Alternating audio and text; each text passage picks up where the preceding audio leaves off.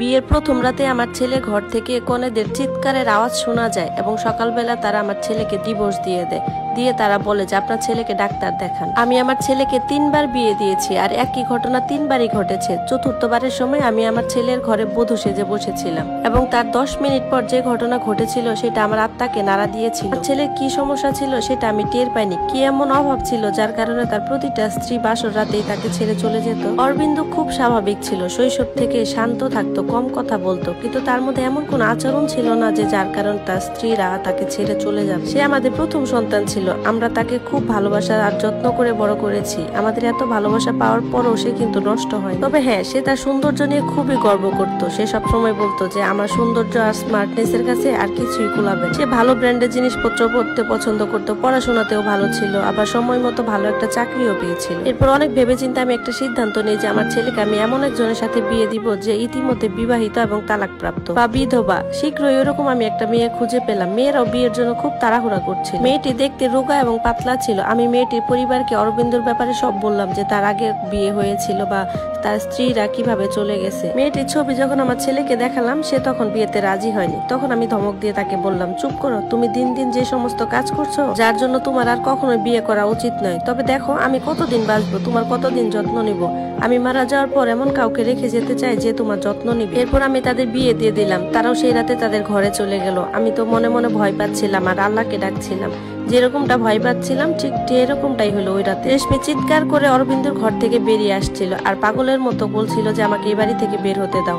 তখন আমি তাকে শান্ত করার চেষ্টা করছিলাম, কারণ সে ওই মুহূর্তে কথা বলার অবস্থায় ছিল না। একটু শান্ত হলে সে আমাকে বলল, তোমার ছেলেকে মেডিকেল পরীক্ষা করানো উচিত ছিল। তুমি যদি এই কাজটা করতা তাহলে তোমাকে আর আমাকে আজকের এই দিনটা দেখতে হতো না। রেশমি খুব বুদ্ধিমান মেয়ে ছিল এবং তার কোনো উপায় ছিল না। এজন্য সে যে কোনো মূল্যে বিয়ে করার কথাটা ভেবেছিল, কিন্তু তারপরও সে আমার ছেলেকে রেখে চলে যায়। আমার ছেলের মধ্যে কিসের এমন অভাব ছিল? আমি মেয়েদেরকে কত গয়না দিতাম, কত টাকা পয়সা দিতাম, তারপরও এত সুন্দর সুদর্শন চাকরিজীবী ছেলে রেখে মেয়েরা কেন চলে যেত? ব্যাপারটা কি আর কিভাবে জানা যায় সেটা জানার জন্য আমি পাগল হয়েছিলাম। আর ও আমার ছেলের মুখ থেকেও কিছু জানা যায়নি, ও কিছু বলতো না। যখন ওর সাথে এটা নিয়ে কথা বলতে চাইতাম ও আমাকে এড়িয়ে যেত। কিন্তু এখন আমি ওর প্রতিটি পদক্ষেপের দিকে নজর রাখি। কিছু তো একটা সূত্র পেতে পারি যেটা থেকে আমি সত্যিটা জানতে পারি, কিন্তু তার অঙ্গভঙ্গি দেখে কখনোই মনে হয়নি যে তার মধ্যে কোনো সমস্যা আছে। সে তো অন্যান্য সাধারণ ছেলেদের মতোই ছিল। আমি তো কোনো রাস্তায় খুঁজে পাচ্ছিলাম না। ধীরে ধীরে এইভাবে আরো 6 মাস পার হয়ে গেল। আমি তো খুব বিচলিত ছিলাম। বাড়িতে সবকিছু স্বাভাবিকই ছিল। বিয়ের প্রথম রাতে প্রতিটা কোণে কেন এইভাবে পালিয়ে যায়?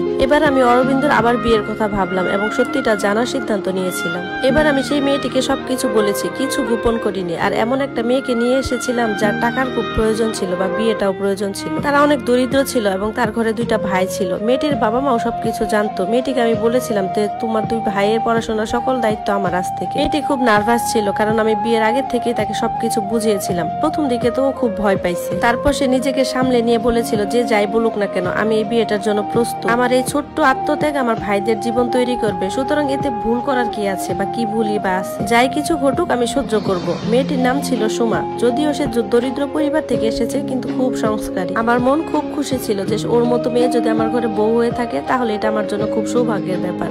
ও সংস্কৃতি হওয়া মনার পাশাপাশি দেখতেও খুব সুন্দর ছিল। বিয়ে হয়ে গেল এবং সবকিছু ঠিকঠাক ছিল। সেই রাতও কেটে যায়, সকাল হয়ে যায়। সকাল হওয়ার সাথে সাথে আমি তাদের দরজায় কড়া নাড়লাম। পরে দেখি কেউ শব্দ করছে না বা বের হচ্ছে না। এরপর আমি আরেকটা চাবিতে দরজা খুলে দেখলাম মাটিতে মেয়েটি লুটিয়ে পড়ে আছে। আমার ছেলেকে রুমের কোথাও দেখা যাচ্ছিল না, মনে হচ্ছিল সে ওয়াশরুমে ছিল। এরপর আমি দ্রুত ডাক্তারকে কল করলাম। মেয়েটি যখন জ্ঞান ফিরল সে একদম পাগলের মতো আচরণ করতে লাগলো আর বলতে লাগলো, আমি এখানে কিছুতেই থাকতে চাই না, আমি শুধুমাত্র আমার বাবার বাড়ি চলে যেতে চাই। তখন আমি তার হাতটা ধরে বললাম, তুমি তো এমনটা করতে পারো না, আমি তো তোমাকে সব বলেছি। তুমি তো আমাকে প্রতিশ্রুতি দিয়েছিলে যে ওই রাতে কি ঘটছে সেটা তুমি আমাকে বলবে, এখন তুমি এমনটা করতে পারো না। তখন সে বলতেছে, আমি যদি এই কথাগুলো বলি আপনার ছেলে আমাকে মেরে ফেলবে। আমার সাথে সাথে আমার ভাইদেরকেও মারার হুমকি দিয়েছে সে। দয়া করে আমাকে এই বাড়ি থেকে যেতে দিন। বুঝতে পারলাম মেয়েটির এখানে কোনো ভুল নেই। আমি আমার ছেলের অনেকবার মেডিকেল চেক আপ করাইতে চাইছি, কিন্তু সে কোনোভাবেই রাজি হয়নি। একদিন আমি তার খাবারের সাথে ঘুমের ওষুধ মিশিয়ে দিয়েছিলাম। সে যখন ঘুমিয়ে পড়ে তখন আমি ডাক্তারকে ফোন দিই। ডাক্তার এসে সমস্ত নমুনা নিয়ে নিয়ে গেল এবং পরের দিন আমাকে রিপোর্ট জানাবে। আমি তো অধীর আগ্রহে বসেছিলাম যে কি হয়েছে আসলে জানতে পারবো।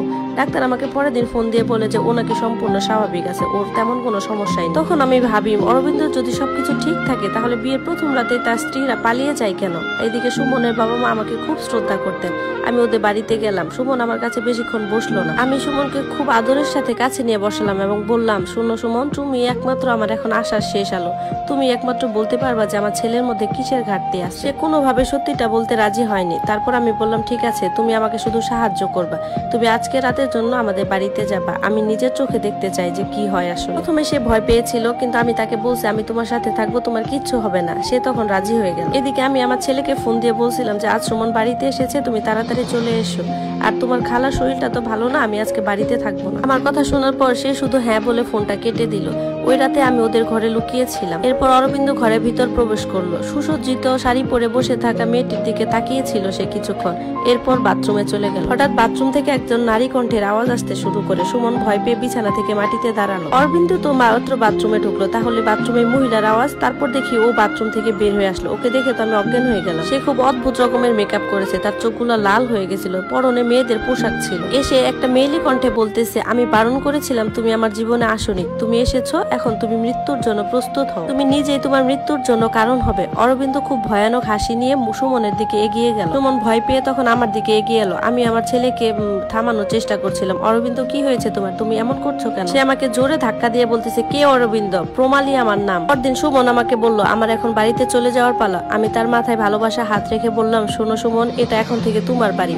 সে আমাকে বলতেছে, আপনি এত কিছু দেখার পরও কি করে এই কথাটা বলতে পারেন? আমি তাকে বললাম, শুনো, আমার ছেলে একদম ঠিক হয়ে যাবে। আমি ডাক্তারের সাথে কথা বলেছি, ওর জন্য এখন শুধু একটা ভালোবাসার দরকার, যেটা আমি আর তুমি দিতে পারবো। বিশ্বাস করো, আমার ছেলেটা খুবই ভালো, সে তোমাকে খুব ভালো রাখবে, ভালোবাসবে। এরপর দেখি আমার ছেলে রুম থেকে কড়া নাড়তেছে। আমি রুমটা খুলে দিলাম। সে বের হয়ে বলতেছে, মা, আমার রুমে দরজা কে লাগিয়ে রাখছে? আমি বললাম, আমি তো কিছু জানি না, এক কাজ করো, আসো, তুমি নাস্তাটা শেষ করে তোমার অফিসে চলে যাও। এরপর সে নাস্তা শেষ করে অফিসে চলে গেল। আমি তাকে কিছু বুঝতে দিলাম। এরপর আমরা ওর রুমে গিয়ে কিছু খুঁজতে লাগলাম। আমাদেরকে বেশি পরিশ্রম করতে হয়নি। আমরা শুধু ওর বিছানায় অনেকগুলো বই দেখতে পেয়েছিলাম। সমস্ত বই একই ছিল, সমস্ত বই একই কাহিনী ছিল, যেখানে প্রমিলা নামে একটা মেয়ে ছিল, যে মেয়েটার স্বামী বিয়ের রাতে তাকে ঘাড় ধাক্কা দিয়ে বের করে দেয় এবং পরের দিন আরেকটা বিয়ে করে নিয়ে আসে। প্রমিলা ধীরে ধীরে মস্তিষ্কের রোগী হয়ে যায়। এরপর যখনই সে নতুন বউকে দেখতে পায় তখনই তাকে খুন করার জন্য ছুটে যেত।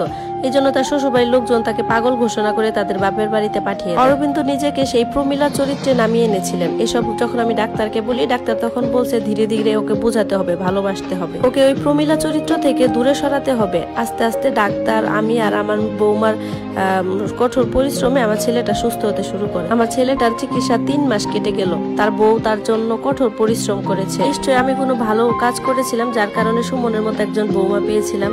সুমন তখনও আমার সাথে আমার রুমে ঘুমাতো। আজ আমি ভাবলাম যে আজ সবকিছু ঠিক করা যেতে পারে। এই জন্য বৌমাকে বললাম, বৌমা শোনো, আজ একটা তোমাকে পদক্ষেপ নিতে হবে, এরপরই তোমার জীবনে সুখ আসবে। সে আমার দিকে অবাক দৃষ্টিতে তাকিয়ে রইল। এরপর আমি তাকে বুঝিয়ে দিলাম এবং বুঝানোর পর একদম কোণে সেজে আবার তাদের রুমে রেখে আসলাম। সে ভয় পেয়েছিল। তখন আমি বললাম, শোনো, ভয়ের কিছু নেই, আমি দরজাটা খোলা রাখবো। তোমাদের দুজনের মধ্যে কিছু ঠিক না হওয়া পর্যন্ত আমি দরজা লাগাবো না। আমি আর তোমাদের পাশেই থাক। যদি তুমি কিছু ভুল পাও তাহলে রুম থেকে চলে এসো। আমার ছেলেটা যখন বাসায় এলো, খাবার খাওয়ার সময় তার চোখ এদিকে ওদিকে কাকে যেন খুঁজছে। তখন আমার আর বোঝার বাকি রইল না যে সে কাকে খুঁজছে। আমি হেসে বললাম, শোনো, তুমি তোমার খাওয়া শেষ করো, এরপর তোমার রুমে যাও। রুমে গেলে তোমার প্রশ্নের উত্তর পেয়ে যাবে। খাবার শেষ করে সে তার রুমে চলে গেল। আমার হৃদয় জোরে জোরে ধড়ফড় করছিল, জানি না যে কি হতে যাচ্ছে। অনেকক্ষণ তাদের দরজার সামনে উকি দিলাম। তখন পর্যন্ত ঘর নীরব ছিল। কিছুক্ষণ বাদে দেখলাম তাদের মধ্যে প্রেমের সুর বেজে উঠেছে। আমি হাসলাম এবং মনে মনে অনেক শান্তি বোধ করলাম। এরপর নিজের ঘরে এসে শুয়ে পড়লাম। সকালে যখন আমার ঘুম ভাঙলো, রান্না করে গিয়ে দেখি আমার বৌমা ইতিমধ্যে রান্না করে এসে হাজির।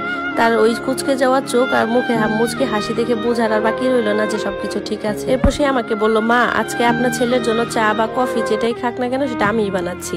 এই কথা শুনে আমি ড্রয়িং রুমে বসে পড়লাম। চোখ বন্ধ করে ভাবলাম আজকে তাদের সুখের জীবন শুরু হলো। আর শুনেন, আপনাদেরকে একটা কথা বলি, যে গল্পের সাথে কখনো বাস্তব জীবনকে মেলাতে যাবেন না। হতে পারে এটা একটা গল্প, কিন্তু এরকম ঘটনাও তো অনেক ঘটে, তাই না? আমাদের সমাজে এমন অনেক মানুষই আছে যারা কিনা গল্প পড়ে সেগুলো নিজেদের মধ্যে ধারণ করে। এই যে কাজটা করা একদমই ঠিক না।